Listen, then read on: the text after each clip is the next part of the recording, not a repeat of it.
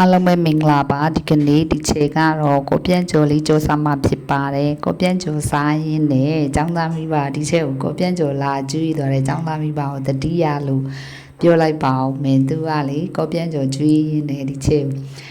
ကြိုက်တယ်တဲ့ကိုပြန့်ကျော်လေးတဲ့ဒီချက်စားလို့ရပါတယ်တဲ့မွတ်စလင်ဆိုင်ရဝယ်လာကျွေးတာပါတဲ့ဒီချက်စိတ်ချလက်ချစားနော်တဲ့ဒီချက်စားစီခြင်းလို့ပါတဲ့တိတန့်ဝယ်လာလားတဲ့ဟုတ်ကဲ့ပါကျေးဇူးတင်ပါတယ်ဟိုဒီချေရဲတဲ့တတဦးလဲတဲ့ဂယူးဆိုင်ပေးပါအောင်တော့တဲ့တတဦးတဲ့အိမ်မားတဲ့ဘရင်လိုထားတာဆိုတော့လေတဲ့ဒီချေနည်းနည်းတော့ဂယူးဆိုင်ပေးနော်တဲ့ဟုတ်ကဲ့ပါရှင်လို့ကွာအဲ့လိုပဲပြောလိုက်ပါတယ်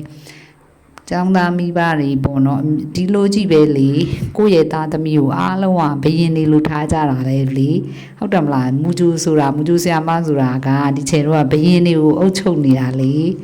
အားလုံးကဘရင်စုစည်းတာလေဒီချေတော့မူဂျူကဟုတ်တယ်မလားလူတိုင်းကကိုသားသမီးကိုဘရင်လိုထားကြတာကြီးပဲ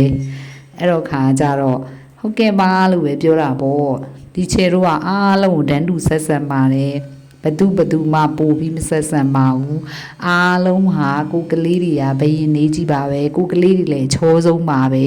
ဘသူချောဆုံးလဲလို့မေးကြည့်ကိုကလေးတွေချောဆုံးပဲအားလုံးချောတဲ့ကလေးတွေကိုထိရတဲ့အတွက်အဲ့ဒီမူဂျိုဆရာမတွေကလည်းအချောတွေပါကျုပ်တွေ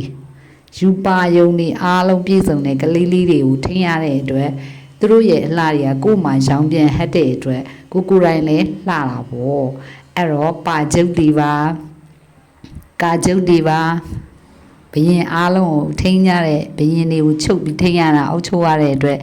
ပါကျုပ်တို့ကာကျုပ်တို့ကကျမတို့လိုမူဂျိုဆရာမတွေပဲဖြစ်ပါတယ်ရှင်